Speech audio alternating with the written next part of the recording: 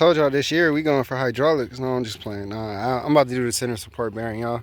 Got it back in gnarly part. Oh, whoa, don't pay attention to that. I got my phone number on there. The lady who put it behind the counter for me left my phone number on the part. So when I pick it up, they know it's mine. Yeah. So center support bearing on the 325i. Let's see how it go. Hopefully it go well. It took everything in a life to get underneath this car because, as you know, I bought the most rotted E46 possible. Literally, look at this. And bro, like, I don't know how long this car is gonna last, but for what it is, I'm about to buy a TIG welder, and we're gonna use this car for a lot of experimenting. And this is how I'm gonna get good at welding. And it looks like life itself leaked down here. I don't know what the fuck this is. So the whole center half of the car is not rusted, and I checked the rear subframe mounting points, and they all look pretty damn good. I don't see nothing too bad, but I do see a lot of spider webs. I'm scared. I'm gonna just burn it all. Burn them all, dude. What the fuck? Why are there so many spider webs? Okay, we're gonna get rid of those spider webs. Alright, catch you guys in a sec. Alright, y'all. Like I said, I'm getting rid of that shit. Don't be like me.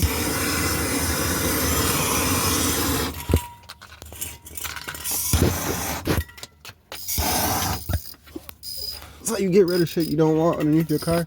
I don't know if y'all seen that. Hopefully y'all seen that. I burnt the shit out of that. Alright, so we got Traylon helping me today, and he has all the bolts for the subframe braces, which are right there, which you have to remove in order to get to the drive shaft. It actually, what the braces do, they like strengthen the chassis and hold it together so it doesn't just tear apart. Those are the mounting points. That's right. And Traylon, you want to hold the flashlight for me? Yes. All right, and so there goes our drive shaft center support bearing right there. And as you can see, it's not supposed to move like that. It's completely blown. And also, another thing about this chassis, our subframe mounts are still good. We don't have to worry about those ripping out, but we're going to reinforce them just to make them even stronger. So far, this chassis still is pretty good, aside from the like surface rust around the rocker panels. I'm pretty sure this kid just dogged the shit out this car after he got it. Or maybe he got it from someone who else dogged it out and got it for super cheap and then sold it to me for $1 million. But fuck him. It's my car now. Love you. Hey, hi Traylon. We're underneath the car again, and right now we're removing the bolts that bolt the drive shaft to the rear diff. Yeah. So after you remove your first 2 bolts that you can get to, surprisingly mine were finger loose, scarily. I had been driving this car prior to this. I mean, like, dailied it for a little bit, even before it went completely bad. Oh, this is lovely. Trying to turn this with the welded diff and it doesn't want to turn. Oh my god. Alright, I'll be back to you guys after I get this spun. Alright, so now I'm on drift, guys. To get to your other 2 bolts, what I did, I jacked up the rear diff until the other tire came off the ground. Mind you, I have something behind that front wheel. I have an old turbo keeping the car from rolling, and I got the jack stand here.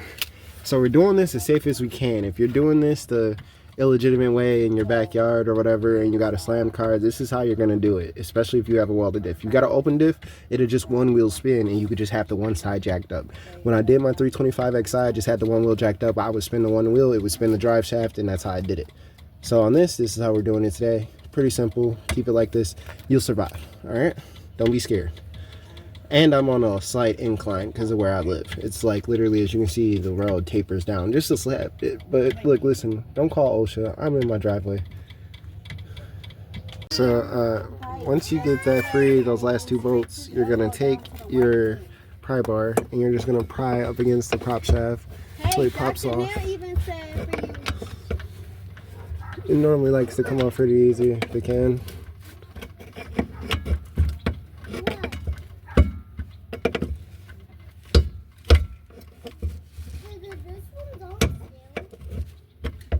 But you may not. And if it doesn't, you can just head back over here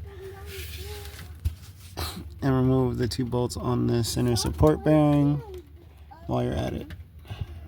Alright, so after removing your subframe brace, you'll be able to easily disconnect the drive shaft, and it may fall in your face, but once you get that out, you disconnect the rear half and flip the flashlight around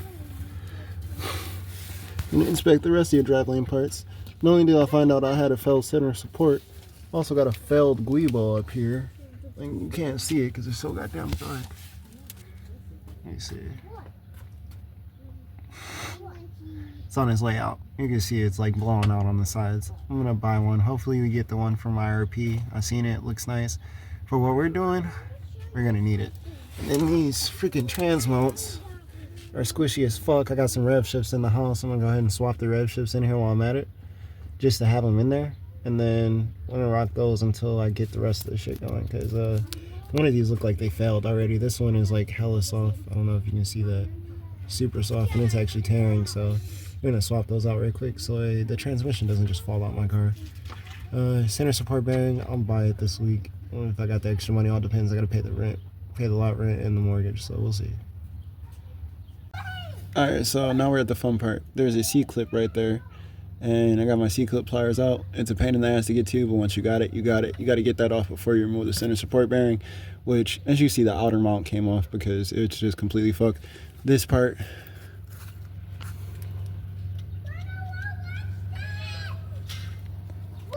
blown, as you can see, so we're gonna get that out of there.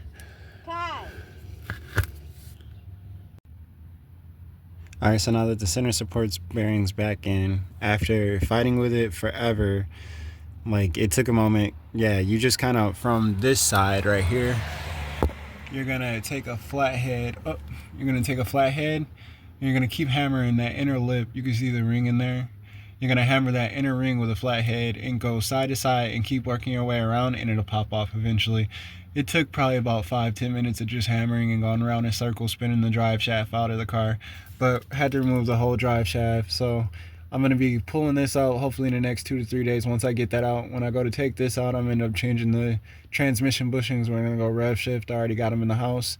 So I'll be back to you guys once we go to do that. We're gonna get this thing back on the ground, and actually before I get on the ground, we're gonna end up raising the coilover on this side and trying to get both coilovers to sit at the same height, and then hopefully the car's doing good after that. I'll let you guys know.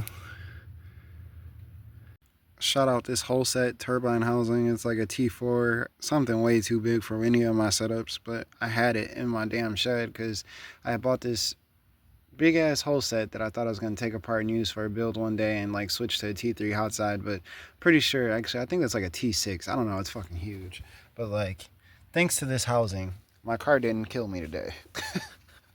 Alright, so we're about to lift up this side, get everything sitting square, because I'm tired of having to like roll back on wood. Like normally it's like wood underneath that I have to roll onto before I can actually get underneath this car, because it's too fucking low at times, as you can see, is the way the rear is squatted. So we're gonna fix that right now,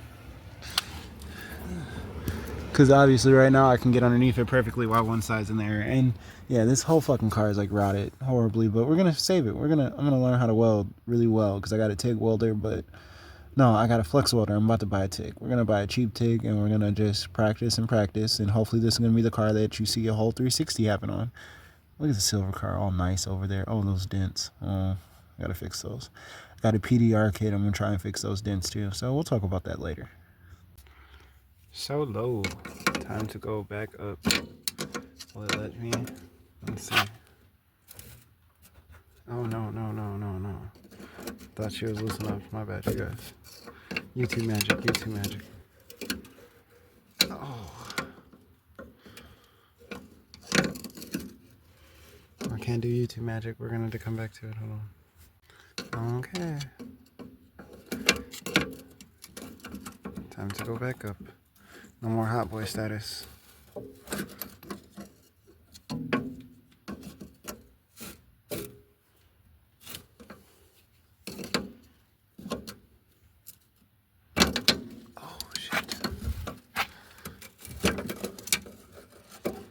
Being a pain in my ass today.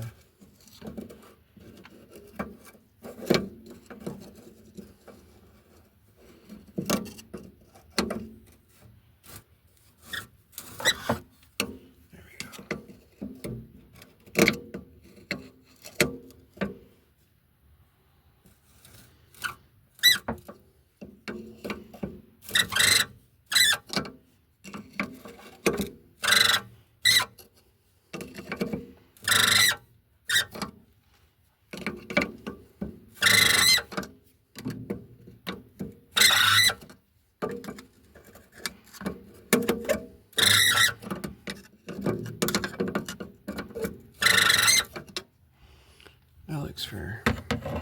I'll come right back to it. Double check the measurement on that. Looks like we're at about just under 1 inch. We'll take it up to where we're at to just kind of have a good baseline of what we're doing here. So you guys can see. Let me see. My bad. You got cerebral palsy or anything like that? I do apologize. Oh, yep. So from that one ring right there, so go from the bottom coil to right there. It's like literally just barely. Let's see, what is that? Perfect. Come on to the other side, which has more light, obviously.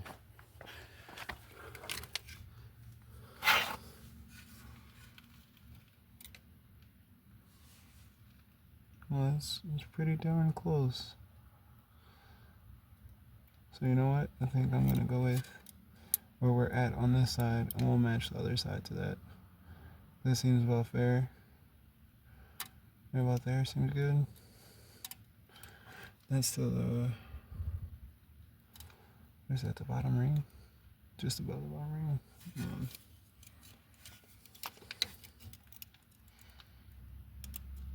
Right there. Perfect.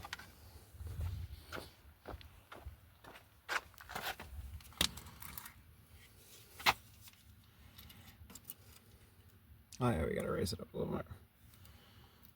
Can't even see it. Not bad. Yeah, we gotta raise it up a little bit more.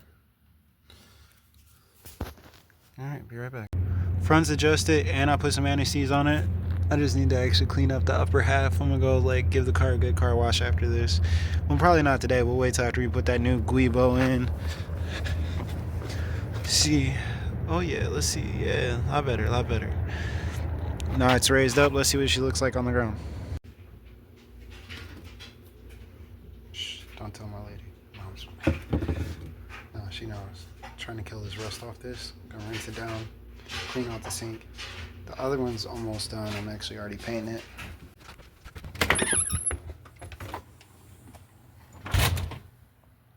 This is what it's gonna look like in the end. Shout out 3M rubber undercoating. I ended up using primer on it. I primered it and then hit it with the undercoating spray. And then also bolts got dipped in the ultrasonic cleaner, then got hit with some primer, and then got some fresh clear. So they all look nice and almost brand new. So we're gonna send them in with those, make it look nice. Wheels are back on the car. We're gonna be dropping her down in a sec to see what the fitment looks like. I'm not really worried about the fitment. It's gonna look great. I just wanted it to be higher than what it was before. So we raised up both sides. They're sitting even, adjusted the sway bar links. Did what I had to make it look good. Not only that, hopefully it drives good too, but we still got that Guibo to do. So I'll get right back to you. And that is where she will sit up front, okay? I brought her up some, so